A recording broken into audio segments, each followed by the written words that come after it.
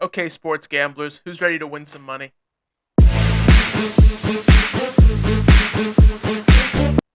Hello, everyone. Welcome back to Packers 101.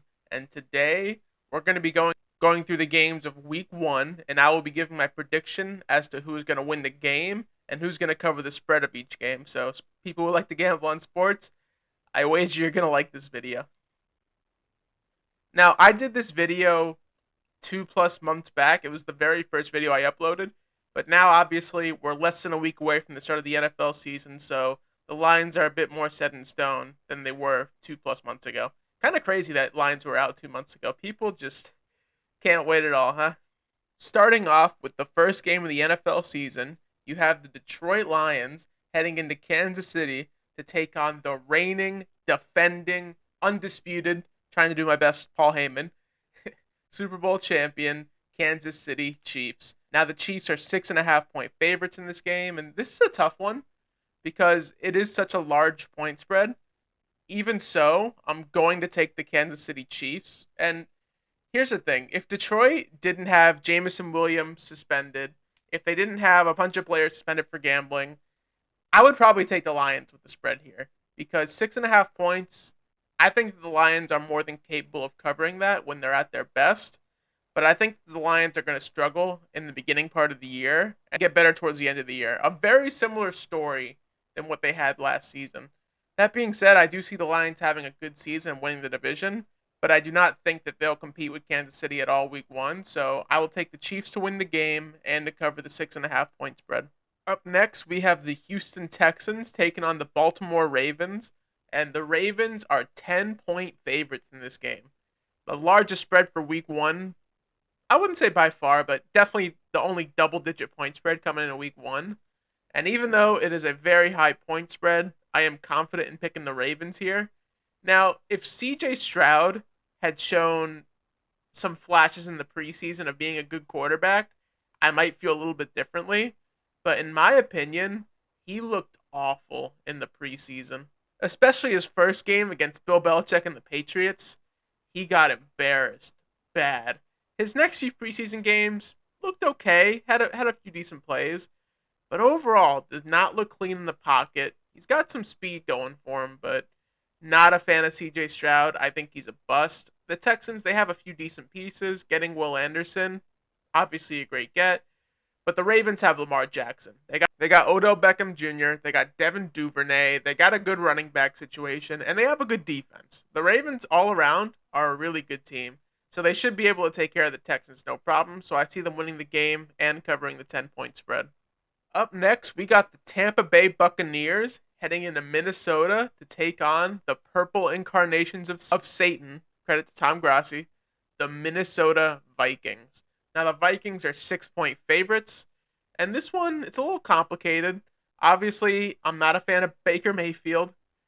He's okay. Like, he can win games with a good team around him. And the Tampa offense, they still got some weapons over there. Mike Evans, very talented receiver. Godwin, also very talented. The O-line, it's beat up, but to their full potential, it's still a good team. And the defense, when they're fully healthy, they still have some star players on there. The Vikings, offensively, they should still be pretty good. They lost Dalvin Cook, yes, but Antonio Madison is a capable backup, and Justin Jefferson, one of, if not the best wide receivers in the league. And Kirk Cousins, once again, a little bit better than Baker Mayfield in terms of categorization. I think that Kirk is maybe slightly above average, but where the Vikings fall is their defense. The Vikings defense, I think it will be the worst in the league next year. Keep in mind that it was already bad last year, and this is before they lost Zadarius Smith. This is before they lost Eric Kendrick, before they lost Patrick Peterson. They lost like half their starters on that defense and did not do enough to correct that. They have Danielle Hunter and Harrison Smith. Those are about the only two notable veterans that I can think of that are still on the Vikings. So while I think the offense is enough for the Vikings to win this game, I don't see them covering 6 points against Tampa Bay. I just don't. So I will pick the Vikings to win the game, but Tampa Bay will cover the 6 points. Up next, we have the Arizona Cardinals taking on the Washington Commanders. Now, the Commanders are 7-point favorites in this game. And even though it is a very large point spread, I'm not going to spend much time on this game. The Commanders are covering.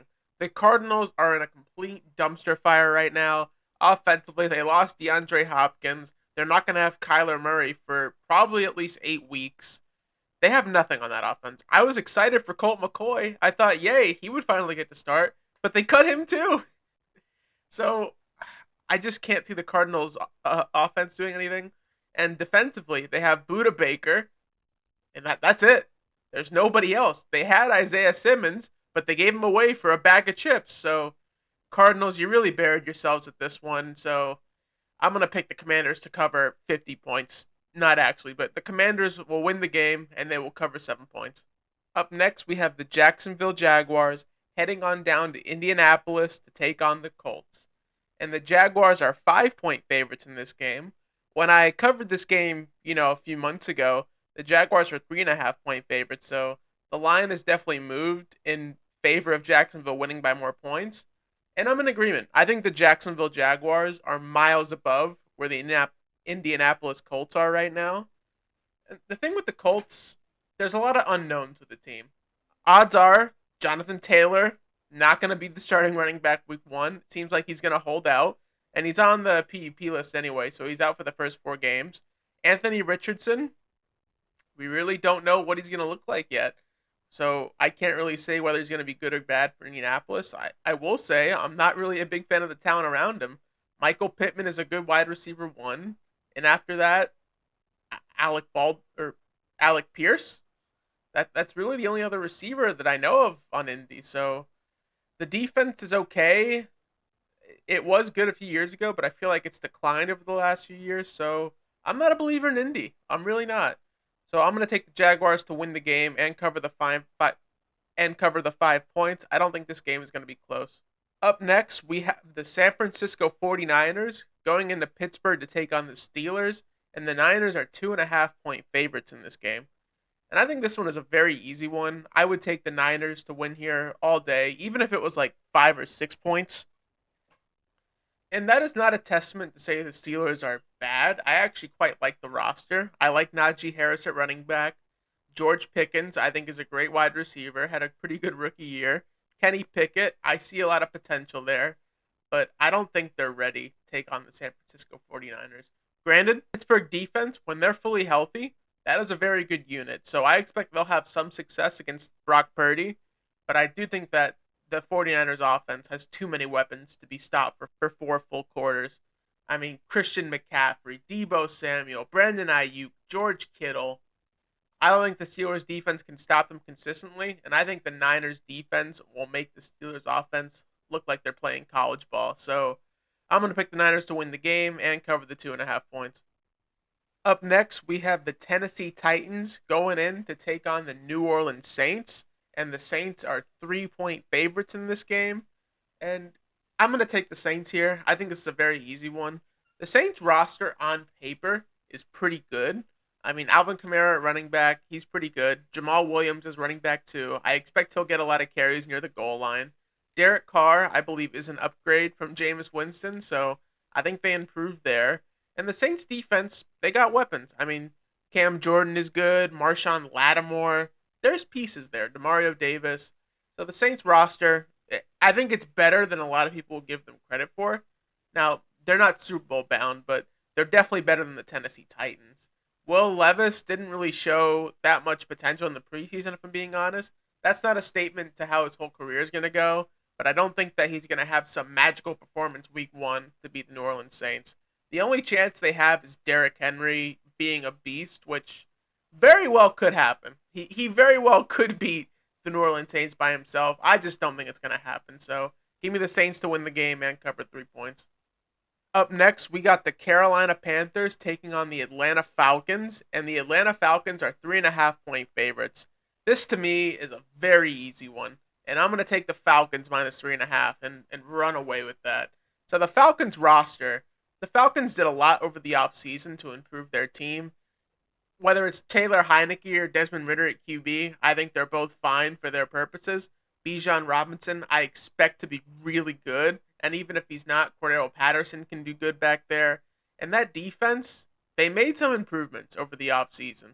They got Calais Campbell, Grady Jarrett. He's a pretty good D tackle. We all know what he can do.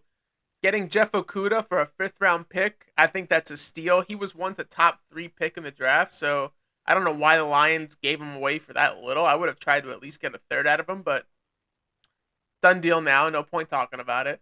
So I think the Falcons secretly and very quietly built a pretty good team over the offseason. And I think they're going to win that division. So I definitely see them winning this game. So give me the Falcons to beat the Panthers and cover the 3 points.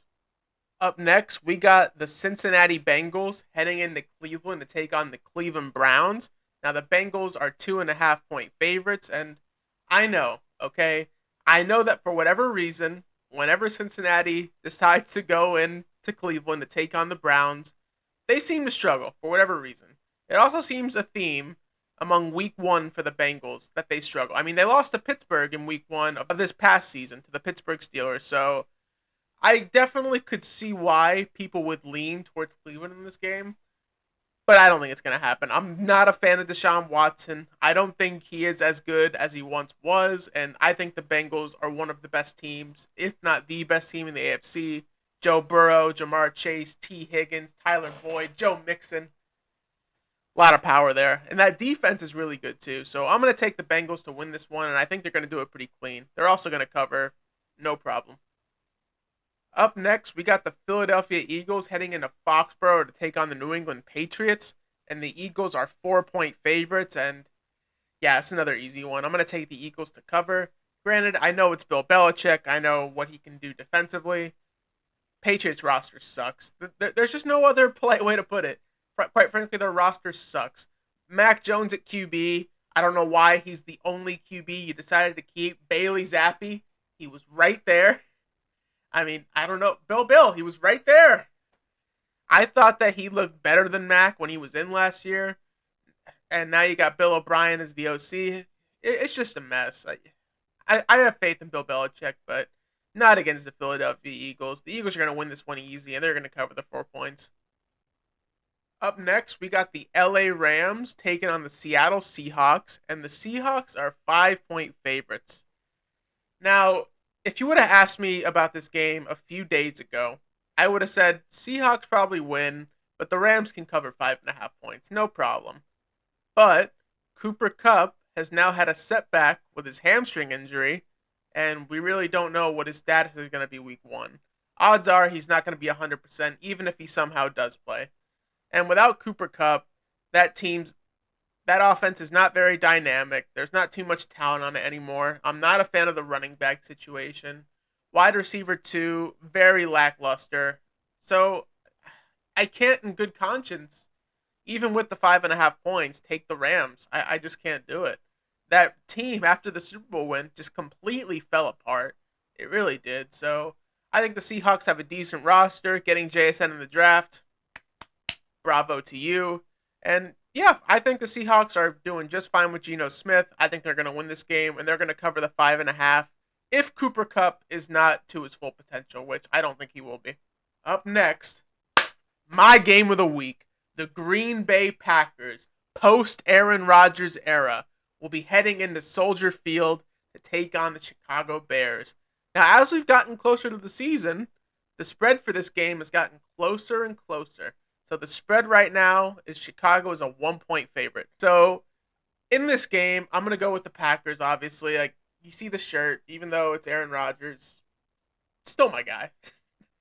And yeah, so I'm going to go into it. You can call me delusional, but here's why I think the Packers will win this one. When it comes to the differences in defenses, I think the Packers defense outclasses the Bears on a pure roster basis. I mean, yes, the Bears got TJ Edwards, they got Tremaine Edmonds. That's all well and good. I don't think that's enough to fix just how bad that defense was last year. And I don't think any Bears fan will disagree with just how bad that defense was. So I don't think they did enough to properly address that, and I think that bad defense is going to cost them some games.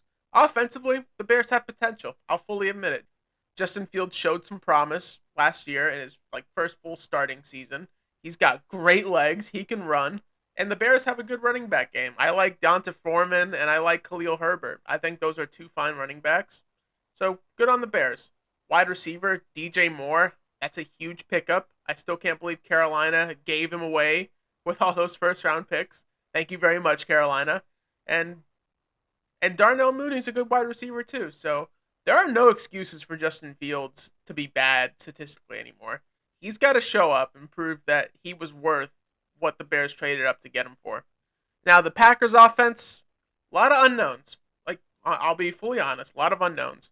We don't know how Jordan Love is going to play week 1. He could be great, he could be terrible, he could be everything in between. We really don't know.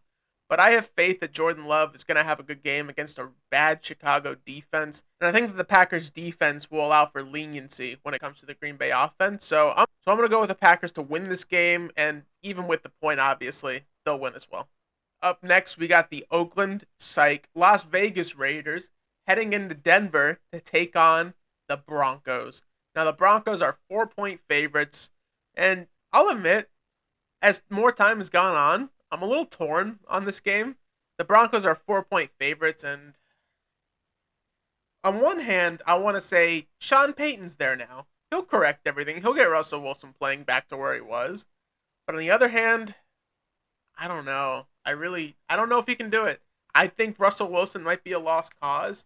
And while Las Vegas roster, I believe, declined with Jimmy Garoppolo now at QB instead of Derek Carr, I'm actually going to take them to upset the Broncos week 1. I think the Raiders are going to find a way with Devontae Adams, Max Crosby, and all the talent over there to upset the Broncos week 1 and cause a lot of controversy for the Denver Broncos. So I'm going to pick the Raiders to win the game, and obviously with the 4 points, they'll win the spread game as well. Up next, we got the Miami Dolphins heading down to LA to take on the Chargers, and the Chargers are 3-point favorites. I agree with the odd makers on this one. I think the Chargers will take this one, and I think it comes down to quarterback difference. That's the main thing at the end of the day. Tua Tagovailoa is not as good as Justin Herbert. In no world will Tua ever be the quarterback that Herbert is. I'm sorry. I like Tua. I'm sure he's a very nice guy. He represents lefties, so I gotta support him there. But I think Herbert is just on another level. I like the Chargers roster with Mike Williams and Keenan Allen. And I think the Chargers defense will be better than most people expect this year. So watch out for the Chargers. And I think they'll beat the Dolphins week 1, who are already injury plagued, and we haven't even started the season yet. So I got to take the Chargers to win this game and cover the 3 points. Up next, we got the Dallas Cowboys. Disgusting. Going into New York to take on the Giants. And the Cowboys are 3-point favorites. Okay, here's the thing. Dallas is set on defense, okay? They got a good defense. DeMarcus Lawrence, Micah Parsons, Trayvon Diggs. They should be good on defense. I know Skip Bayless said they're going to be the best defense in the league. No, they won't. But they have good pieces defensively. They'll be pretty good. And offensively, there's talent there. I'm not the biggest fan of Dak Prescott, but he can make plays. Plain and simple, he can make plays. Tony Pollard, good running back. Wide receiver 1, CeeDee Lamb. We all know how good he is. The Giants, though, they have a good roster too. Saquon Barkley, great running back. Wide receiver, it's a little bit end right now. Sterling Shepard's good. I like Jalen Hyatt, the rookie he had. But Dallas clearly has the edge when it comes to receivers. Offensive line, okay, not good, not great. And defense for the Giants, there's some good players on there. Kayvon Thibodeau is good, and they got some good players on the back end as well. Here's where I think the difference is going to become evidently clear. Coaching. I don't think Mike McCarthy is a very good coach. I just don't. He was in Green Bay for many years, and I think that a lot of Dallas fans are starting to see some of the problems with Mike McCarthy. Now, Brian Daboll, he only had 1 year, and he was one of the best coaches in the league last year. So I think that's where the differences between the teams will become evidently clear. And I think the Giants are going to upset the Cowboys week 1, so give me the Giants to upset them and cover with 3 points. And the last game of week 1, Monday Night Football, the Buffalo Bills are heading into MetLife Stadium to take on the New York Football Jets. Now, the Bills are 2.5-point favorites in this game. Now, a big thing that came out, Von Miller will not be in this game, so that's a huge advantage for the New York Jets. And I think the Jets are going to come out with a lot of energy in this game, and I think that Aaron Rodgers is going to go vintage Aaron Rodgers. I got the Aaron Rodgers shirt on today. You know which way I'm going. I'm going to pick the Jets to win this one and obviously to cover with 3+ points. I think the Jets roster, it's just too good. I really do. I think the Jets defense is great. CJ Mosley, Quinnen Williams, Sauce Gardner, a lot of talent there. Offensively, they got the greatest of all time. I wish. They got the GO Aaron Rodgers at quarterback. They got Garrett Wilson, Allen Lazard, a bunch of good wide receivers. Tight end, a little lacking. Running back, Dalvin Cook and Breece Hall. What a combo. The only real question mark I have for the Jets is the offensive line. If they can't block well, then like Coach Saleh said on Hard Knocks, it doesn't mean anything. That being said, I think they'll play well enough, and I think the Jets are going to beat the Bills week 1 in a pretty convincing fashion, so watch out for that. Anyway, that's going to do it for this video. I hope you all enjoyed it. Let me know what you think about my prediction in the comments, and feel free to leave your own. And I hope you all have a good day. See you next time.